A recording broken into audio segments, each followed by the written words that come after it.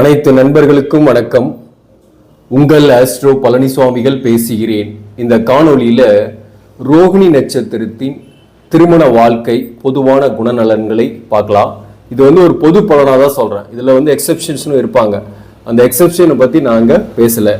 இப்போ இந்த ரோகிணி நட்சத்திரம் என்பது 27 நட்சத்திரங்களில் 4வது நட்சத்திரம். காலபுருஷ தத்துவத்தின் 2ஆம் பாவகம் என்று சொல்லப்படக்கூடிய ரிஷப ராசியில சுக்கரனோட வீட்டில் சந்திரனுடைய நட்சத்திரம் இங்க இருந்துட்டு இருக்கு. இந்த நட்சத்திரம் என்றாலே பார்த்தீங்கன்னா சிறந்த பசு என்பார்கள். இதோட அதிதேவதை பிரம்மன். அதே போல இது பார்த்தீங்கன்னா பலராமனின் தாயாக சொல்லப்படுகிறது. ரோகிணி என்பவர் பலராமனின் தாயாக புராணங்களில் சொல்லப்படுகிறது. அடுத்தது சொல்ல போனாக்க இது இரத்த நாளங்கள், மின்னல், சுரபி இவற்றையெல்லாம் குறிக்கக்கூடிய நட்சத்திரமாகும்.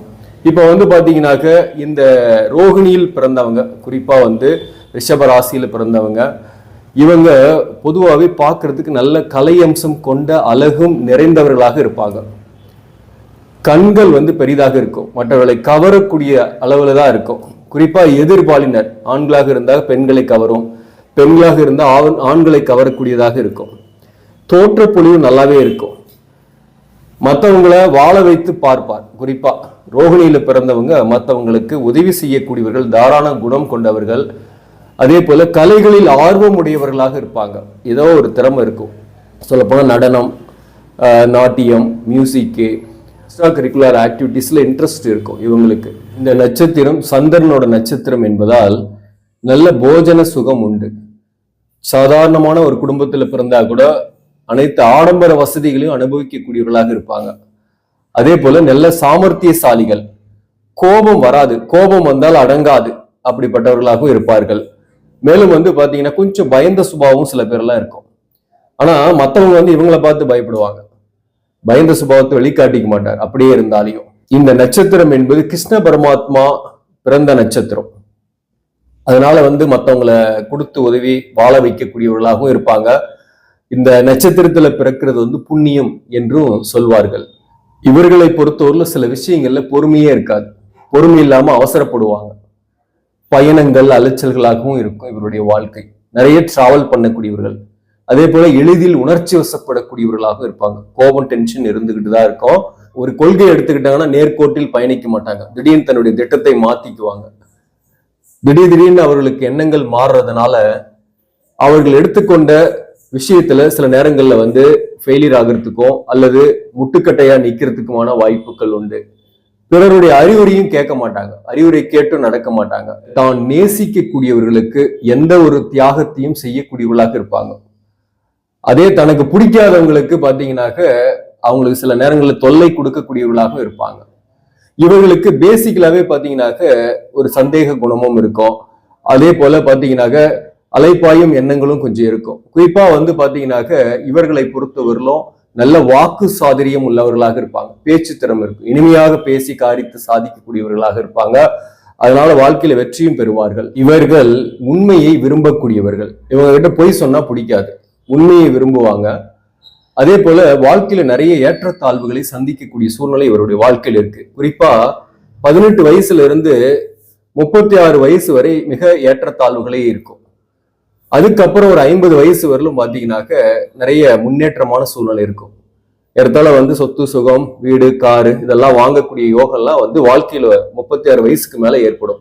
தன்னுடைய சுகத்திற்காக எவ்வளவு வேணாலும் செலவு பண்ணுவாங்க. தனக்கு ஒரு பிரச்சனைன்னா அதுக்கு செலவு பண்ணி அதுக்கான பிரச்சனையை தீர்க்கக்கூடிய ஆற்றலும் உண்டு. அதே போல மற்றவங்க கிட்ட கை கட்டி வேலை பார்க்கறத விட சொந்தமா ஏதாவது செய்து வாழ்க்கையில சாதிக்கணும், ஓன் பிசினஸ் பண்ணணுன்ற எண்ணங்கள் இவங்க கிட்ட இருக்கும். அதே போல வேலையிலே இருந்தா கூட ஒரு தலைமை பதவியில இருக்கக்கூடிய ஆற்றல் இவங்க கிட்ட உண்டு. இவர்களை பொறுத்தவரையிலும் யாரையும் நம்பக்கூடாது.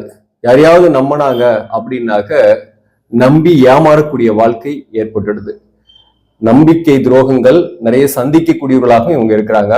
அதே போல பாத்தீங்கன்னாக்க உயர்ந்த போகமான வாழ்க்கை இவர்களுக்கு ஏற்படும் அப்படின்றதுதான் முக்கியமான ஒரு விஷயம். இப்போ இவருடைய முக்கியமா திருமண வாழ்க்கையை பார்க்கும்போது இந்த ரோகிணி நட்சத்திரத்தில் பிறந்தவங்களுக்கு காதல் திருமணம் ஏற்படுறதுக்கு நிறைய வாய்ப்புகளும் உண்டு. அதே போல காதல் ஏற்பட்டு பிரிந்து அதுக்கப்புறம் கல்யாணம் ஆகிறதுக்கான வாய்ப்புகளும் உண்டு. மொத்தத்துல ஒரு காதல் என்பது இவருடைய லைஃப்ல கண்டிப்பாக இருக்கும்.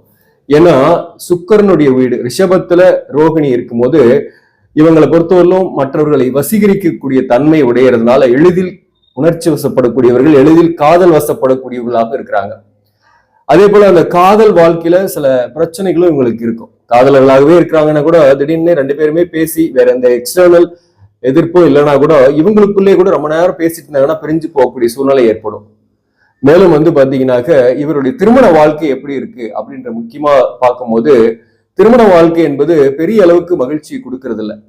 திருமண வாழ்க்கையில ஒரு சச்சரவுகள் இருந்து கொண்டே இருக்கிற மாதிரி இருக்கும். அதற்கு முக்கியமான காரணம் என்பது அதாவது சந்தேகப்படுறது, கோபம், உணர்ச்சி வசப்பட்டு பேசுறது. இந்த காரணத்தினால திருமண வாழ்க்கையில ஒரு ஒன்றி போகாத ஒரு குணம் இருக்கும். ஆனாலும் இவர்களுக்கு வரக்கூடிய வாழ்க்கை துணைவர் நிறைய ஒரு பொசசிவான எதிர்பார்ப்பை உடையவராக இருக்கிறதுனால அவ்வளவு சீக்கிரம் பாத்தீங்கன்னாக்க இவர்களை விட்டு பிரியறது இல்லை. அதே போல இவருமே பிரியணுன்ற எண்ணம் இருக்காது. ஆனா ஏதோ ஒரு வகையில சச்சரவுகள், பிரச்சனைகள் இருந்துகிட்டே இருக்கும். பட் ஆனா பிரிந்து போகணும் அப்படின்ற எண்ணம் இருக்காது. ஆனா இவருக்கு வரக்கூடிய வாழ்க்கை துணைவர் எதிர்பார்த்த அந்த எக்ஸ்பெக்டேஷன், அந்த பொசசிவ் லவ் என்பது இவங்க கிட்ட இருக்காது.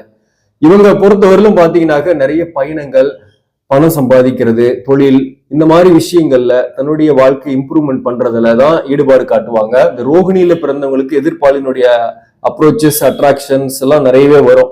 அதுல கூட பாத்தீங்கன்னா சில டைவர்ஷன்ஸ் இவங்களுக்கு ஏற்படும். அந்த வகையில திருமணத்துக்கு மீறிய உறவுகள் கூட இவங்களுக்கு ஏற்படக்கூடிய வாய்ப்புகள் உண்டு. அல்லது ஒரு நட்பா கூட எதிர்ப்பாளினர்கிட்ட ரொம்ப க்ளோஸா பழகிட்டு இருப்பாங்க. ஆனா வாழ்க்கை துணைவர்கிட்ட ஒரு அந்யோன்யம் இல்லாம அல்லது ஒரு அட்ராக்ஷன் இல்லாம இருக்கக்கூடிய சூழ்நிலையும் இவர்களுக்கு ஏற்படும். குறிப்பா இவர் தாயாருக்கு ரொம்ப இம்பார்ட்டன்ஸ் கொடுப்பார். ரோகிணி நட்சத்திரத்தில் பிறந்தவங்க தாய் மீது மிகுந்த பாசம் வச்சிருப்பாங்க. அதே போல தாயார் தான் முன்னிறுத்துவார். தாயா தாரமா அப்படின்னு சொன்னாக்க தாய் தான் அப்படின்னு சொல்லுவாங்க. அதனாலவே பாத்தீங்கன்னாக்க திருமண வாழ்க்கையில சில சச்சரவுகளும் பிரச்சனைகளும் நிறையவே வந்துகிட்டே இருக்கும். மேலும் தன்னுடைய மூத்த சகோதரி அல்லது இளைய சகோதரி அவங்களுக்கு இம்பார்ட்டன்ஸ் கொடுப்பாரு. தன்னுடைய வாழ்க்கை துணைவருக்கு விட தன்னுடைய சகோதர, குறிப்பா சகோதரி உறவுகளுக்கு நிறைய இம்பார்ட்டன்ஸ் கொடுக்கறது, தாய்க்கு இம்பார்ட்டன்ஸ் கொடுக்கறது. அதனால திருமண வாழ்க்கையில சில பிரச்சனைகளும் இவங்களுக்கு இருந்துகிட்டே இருக்கும். அதே போல தகப்பனாரோடன் இவருக்கு கொஞ்சம் கருத்து வேறுபாடு இருக்கும், அல்லது தகப்பனாரால் பெரிய நன்மைகள் இல்லாமல் இருக்கலாம். பிள்ளைகளை பொறுத்தவரை நேசிக்கக்கூடியவர். பிள்ளைகள் முதல் குழந்தை பெண்ணாக கூட பிறக்கக்கூடிய வாய்ப்பு உண்டு. இவர்களுக்கு பொது பலனாதான் சொல்றேன். இப்ப உங்க ஜாதகம்னு அமைப்பு இருக்கு, அது வேற. இருந்தாலும் ஒரு பொதுவா சொல்லும் போது முதல் குழந்தை பெண் பிறந்த முன்னாடி ஒரு நல்ல வேலை கிடைக்கிறது, வாழ்க்கையில ஒரு நல்ல முன்னேற்றம் ஆகுறது, வீடு வாங்குறது அல்லது வாகனம் ஆகுறது, இதெல்லாம் நடக்கும். ஆனாலும் பாத்தீங்கன்னாக்க திருமண வாழ்க்கையில அதுக்கப்புறம் ஒரு டைவர்ஷன், ஒரு கேப், ஒரு பிரச்சனைகள் எல்லாம் வரும். அதாவது ஒரு முதல் குழந்தை பிறந்த பின்னாடிதான் அந்த கேப்போ அல்லது பிரச்சனையோ ஒரு பிரிவினையோ வர்றதெல்லாம். சில பேர் தொழில் காரணமாக கூட பிரிந்திருக்கிறாங்க. கணவர் ஒரு ஊர்லயும் மனைவி ஒரு ஊர்லயும் இருக்கக்கூடிய சூழ்நிலை எல்லாம் இருக்கு. பெரும்பாலும் ரிஷபராசி இந்த ரோகிணி நட்சத்திரத்தில் பிறந்தவங்க பாத்தீங்கன்னாக்க வெளியூர், வெளிநாட்டுல வேலை பார்க்கக்கூடிய அமைப்புகளும் இவங்களுக்கு நிறையவே உண்டு. அல்லது பயணங்கள், அலைச்சல்களோடு பணிபுரியக்கூடிய சூழ்நிலை இருக்கும். உள்நாட்டிலேயே வேலை பார்க்கறாங்கன்னா கூட அலைச்சலும் பயணமாகவே இவங்க வேலை வாய்ப்பு இருக்கும். இவர்களை பொறுத்தவரையிலும் அதாவது இரவு நேரத்துல மிகுந்த பலமுள்ளவர்களாக இருப்பாங்க. அதாவது தெளிவான முடிவுக்கு வரக்கூடியவர்களாக இருப்பாங்க. ஆனா பகல் நேரத்துல சற்று பலம் குறைந்தவர்களாக இருப்பாங்க. அந்த நேரத்துல முக்கியமான முடிவுகளை எடுப்பதை தவிர்க்கிறது நல்லது. வளர்பிறையில பிறந்த ரோகிணி நட்சத்திரத்தில் பிறந்தவங்க ரொம்ப பவர்ஃபுல்லா நல்ல ஒரு அற்புதமான வாழ்க்கையை அடையக்கூடியவர்களாகவும் இருப்பாங்க. சின்ன வயசுல கஷ்டப்பட்டா கூட பிற்பகுதி வாழ்க்கையில மிகப்பெரிய யோகத்தை பெறக்கூடியவர்களாக இருக்கிறாங்க. தேய்பிரையில பிறந்தக்கூடிய ரோகிணி நட்சத்திரத்தில் பிறந்தவங்களை பொறுத்தவரையிலும் மனக்குழப்பமும், டென்ஷனும், விரக்தியும் அடிக்கடி மாறி மாறி வரும். இல்லாத நினைச்சு கவலைப்படுவாங்க. அப்பப்போ பாத்தீங்கன்னாக்க தன்னம்பிக்கை இழந்து இருப்பாங்க. அதே போல குறிப்பா சொல்ல போனாக்க ஏதோ ஒரு மனக்குறை அவங்களுக்கு இருந்துகிட்டே இருக்கும். அழகா இருந்தா கூட தன்னுடைய உருவத்தையே நினைச்சு கூட இவங்க ஃபீல் பண்ணுவாங்க, நம்ம இப்படி இல்லையா, அப்படி இல்லையா, அவங்க அப்படி இருக்கிறாங்களேன்னு ஃபீல் பண்ணுவாங்க. இதெல்லாமே தேய்பிரையில பிறந்தவங்களுக்கு தான். வளர்பிறையில இருந்தவங்களுக்கு கான்பிடென்டாவே இருப்பாங்க. இதே பெண்களாக இருக்கிறாங்க, ரோகிணி நட்சத்திரத்தில் பிறந்த பெண்களாக இருக்காங்கன்னா கொஞ்சம் முன்கோப தாஸ்தியால வெட்டு 1 துண்டு 2ன்னு பேசிடுவாங்க. அதுவும் ரோகிணி 1ஆம் பாதத்துல பிறந்தவங்களா இருந்தா வெட்டு 1 துண்டு 2ன்னு பேசுவாங்க. ஆனா புகழ், கீர்த்தி எல்லாமே இவங்களுக்கு கிடைக்கும். வேலையில கூட ஒரு உயர் பதவிக்கெல்லாம் போவாங்க. கோபம் அதிகமா இருக்கும், கொஞ்சம் மூர்க்கத்தனம் இருக்கும். அது கூட திருமண வாழ்க்கையை பாதிக்கக்கூடிய அம்சம்.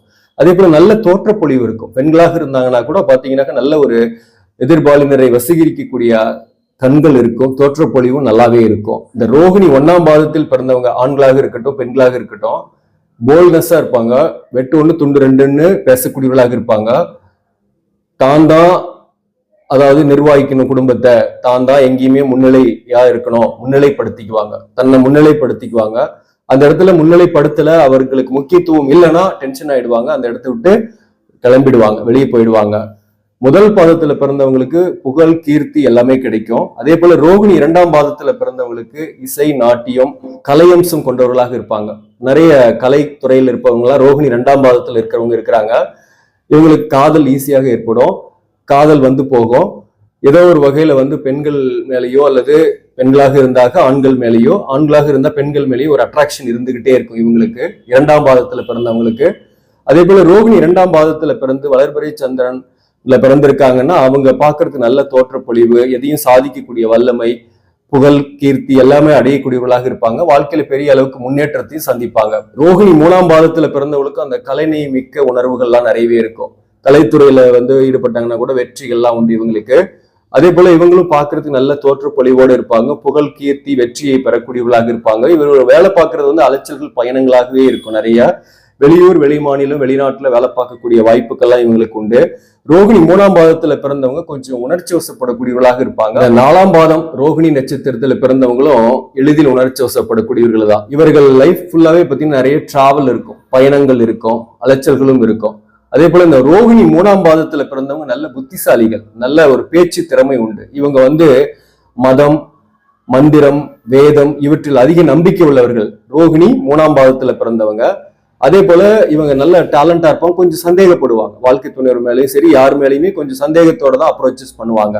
ஆனா ரோகிணி 4ஆம் பாதத்துல பிறந்தவங்களுக்கு கோபம், டென்ஷன் இருக்கும், உணர்ச்சி வசப்படக்கூடியவர்களாக இருப்பாங்க. அதே போல இவர்கள் நல்ல தோற்றப்பொழிவு, காதல் ஏற்படுறது, காதல் உணர்ச்சி வசப்படுறது, எதிர்பாலினரை இருக்கக்கூடியது எல்லாமே இருக்கும். இவர்களுடைய திருமண வாழ்க்கையை பொறுத்தவரையிலும் பாத்தீங்கன்னா 4ஆம் பாதத்துல பிறந்தவங்களுக்கு ஓரளவுக்கு வளர்பிறை சந்திரனாக இருந்தாக நல்லாவே இருக்கும். அதே போல ரோகிணி 3ஆம் பாதத்துல பிறந்தவங்க அவங்களுக்கு திருமண வாழ்க்கையில சந்தேக குணம் அல்லது சில பிரச்சனைகளால சில கருத்து வேறுபாடுகளா இருந்துகிட்டே இருக்கும். மொத்தத்துல இந்த ரோகிணி நட்சத்திரத்தில் பிறந்தவருடைய திருமண வாழ்க்கை என்பது பொதுவா சொல்லணும்னாக்க கருத்து வேறுபாடுகள், பிரச்சனைகளா கூடவே இருந்துகிட்டே இருக்கும். ஆனா மேக்சிமம் பிரியக்கூடிய சூழ்நிலை பெரும்பாலும் வர்றதில்ல. ஒரு தற்காலிக பிரிவு ஏற்பட்டா கூட அதுக்கப்புறம் சேர்ந்து விடக்கூடிய சூழ்நிலை எல்லாம் இவங்களுக்கு இருக்கு. இது பொதுவா சொல்றேன். இதை தவிர்த்து உங்க ஜாதகத்துல லக்னம்னு ஒண்ணு இருக்கு, 7ஆம் பாவகம், 2ஆம் பாவகம், 12ஆம் பாவகம், இப்படி ஒவ்வொரு பாவகத்தையுமே நம்ம வீடியோக்கள்லாம் போட்டுட்டு தான் வரோம். அதுல பாருங்க.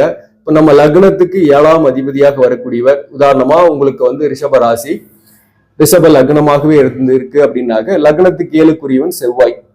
இந்த செவ்வாய் வந்து வக்கரமா இருக்கு அப்படின்னாக்க அவர்களுக்கு இருதாரம் ஏற்படும். அதே போல நீங்க வந்து எந்த வேற ஒரு லக்னமாக இருக்கிறீங்க அப்படின்னா கூட அந்த லக்னத்துக்கு 7ஆம் அதிபதி வக்கரம் பெற்று இருக்கு அப்படின்னாக இருதாரம் ஏற்படுது. அதே போல பெண்களாக இருக்கக்கூடிய ஜாதகர் செவ்வாயோட கேது, செவ்வாயோட சனி, செவ்வாயோட ராகு, செவ்வாயோட சூரியன் சேர்ந்து இருக்குன்னா திருமண வாழ்க்கையில தோஷங்களை ஏற்படுத்தக்கூடிய அமைப்பு இது, தாரதோஷம். திருமண வாழ்க்கை சரியா இருக்கிறதுல வரன் அமையறதுலயே தாமதமாயிட்டு இருக்கும். வரன் அமைந்தாலும் கல்யாணமான பின்னாடியும் கருத்து வேறுபாடு, பிரச்சனையோடு இருக்கக்கூடிய சூழ்நிலை எல்லாம் நிறையவே இருக்கும். பிரிந்து இருக்கக்கூடிய சூழ்நிலை, 2ஆம் தரத்தை நோக்கி போகக்கூடிய சூழ்நிலை ஏற்படுது. அதே போல ஆண்களாக இருக்காங்கன்னாக்க சுக்கரனோட கேது, சுக்கரனோட ராகு போன்ற கிரகங்கள் சேர்க்கை ஏற்பட்டிருக்குன்னாக்க அவர்களுக்கும் திருமண வாழ்க்கையில மகிழ்ச்சியற்ற சூழ்நிலை ஏற்படுது. திருமணத்துல வந்து பெண்களால மகிழ்ச்சி இருக்கிறதுல இதெல்லாம் நம்ம வந்து ஏற்கனவே ஒவ்வொரு வீடியோக்குள்ள நான் சொல்லியிருக்கிறேன். இந்த ரோகிணி நட்சத்திரத்துல பிறந்தவங்களுக்கும் உங்க ஜாதக அமைப்பு இப்படி இருக்குன்னாக்க இந்த மாதிரியான சூழ்நிலையும் ஏற்படும். அப்படி இல்லை அப்படின்னா நீங்க நல்லா தான் வாழ்வீங்க, வாழ்க்கையில முன்னேற்றம் ஏற்படும். குறிப்பா 36 வயசுக்கு மேல உங்களுக்கு எல்லா வசதி வாய்ப்புகளும் வரும், வாழ்க்கையில நல்லா சக்சஸ் பண்ணக்கூடியவர்களாக இருப்பீங்க. இந்த ரோகிணி நட்சத்திரத்தில் பிறந்தவங்க எந்த கோயிலுக்கு போகலாம் அப்படின்னாக்க திருப்பதி போயிட்டு வர்றது உங்களுக்கு நன்மை கொடுக்கும். ஆக நண்பர்களே, இந்த பதிவு உங்களுக்கு பிடிச்சிருந்தாக லைக் பண்ணுங்க, இதை மற்றவர்களுக்கும் ஷேர் பண்ணுங்க. இன்னும் நம்ம சேனலை சப்ஸ்கிரைப் பண்ணாம பாக்குறவங்க சப்ஸ்கிரைப் பண்ணி கண்டினியூ பண்ணுங்க. இதன் மூலம் உங்களுக்கு ஒரு சரியான ஜோதிட தகவல்களும் ஆன்மீக தகவல்களும் கிடைக்கும். நன்றி, வணக்கம்.